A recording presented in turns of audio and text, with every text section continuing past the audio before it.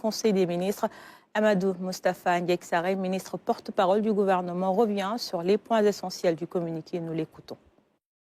Bonsoir.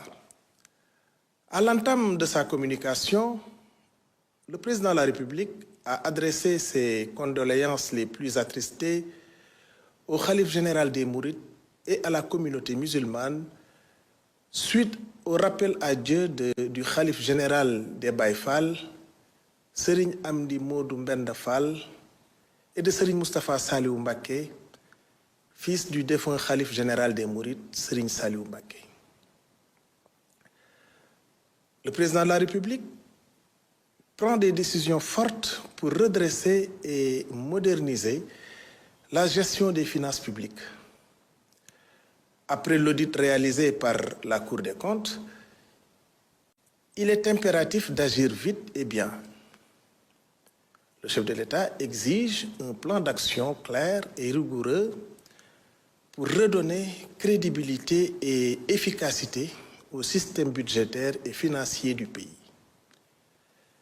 Il charge le Premier ministre de lui soumettre un calendrier précis pour appliquer les recommandations de l'audit.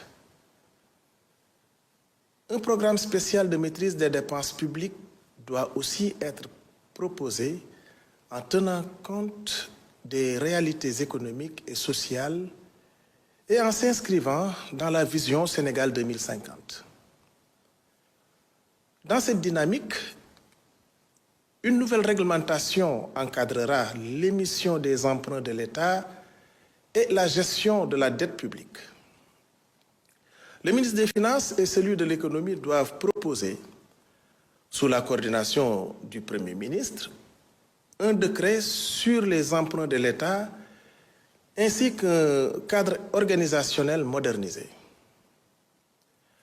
Le gouvernement est aussi appelé à accélérer la digitalisation des systèmes économiques et financiers, à garantir la fiabilité des informations budgétaires et à mieux planifier les investissements publics.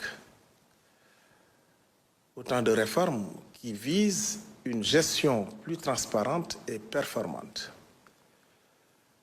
Mais cette transformation ne se fera pas sans dialogue. Le président veut des concertations inclusives avec les syndicats, le secteur privé et toutes les forces vives de la nation. Objectif, expliquer la situation, bâtir un consensus et assurer une mise en œuvre responsable et solidaire des réformes. Autre priorité affichée, l'accès à l'eau potable pour tous, surtout en milieu rural. Le président demande au Premier ministre de renforcer les efforts pour garantir une distribution équitable et à coût maîtrisé. Un plan d'action global sera mis en place pour sécuriser la ressource en eau et moderniser les infrastructures d'approvisionnement. Cela passe aussi par une meilleure gestion des concessions et une tarification transparente, particulièrement en milieu rural. Le gouvernement devra également anticiper les défis liés au changement climatique avec un modèle économique viable pour le secteur de l'eau et de l'assainissement. L'État veut notamment développer des unités de dessalement et renforcer la lutte contre les inondations à travers des actions préventives et un meilleur entretien des infrastructures hydrauliques. Sur la scène internationale, le président a récemment représenté le Sénégal au 38e sommet de l'Union africaine en Éthiopie. Il y a plaidé pour une Afrique plus souveraine et un financement renforcé des projets prioritaires du continent. Il a aussi mis en avant la nécessité d'une meilleure gouvernance des ressources minières et d'un engagement plus fort pour le financement du secteur de la santé. Enfin, le président a participé aux célébrations de l'indépendance de la Gambie, réaffirmant ainsi les liens de solidarité et de coopération entre les deux nations.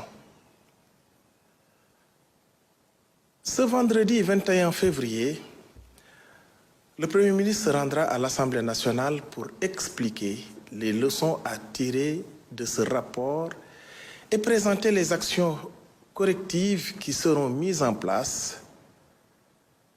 Et parmi les priorités, mieux contrôler les dépenses publiques, réduire le train de vie de l'État et garantir une gestion plus transparente et éthique des finances. Mais ce n'est pas tout. Le Premier ministre prévoit également une grande rencontre avec les partenaires sociaux le 27 février. Cette réunion marquera le début d'un dialogue ouvert et inclusif avec l'objectif de mobiliser tous les acteurs de la société, les syndicats, les employeurs, la société civile, autour d'un même projet, redresser l'économie du pays. Un autre sujet qui tient à cœur beaucoup de Sénégalais, la commémoration du massacre de Thiaroye en 1944. Le Premier ministre est revenu sur les chantiers mémoriels en cours, comme la construction d'un mémorial et la création d'un centre de documentation. Des fouilles archéologiques pourraient également être organisées pour localiser d'éventuelles fosses communes et faire toute la lumière sur ce tragique événement. En résumé, le gouvernement fait face à plusieurs défis de taille, dont l'assainissement des finances publiques, la relance de l'économie et l'honneur à la mémoire des tirailleurs sénégalais.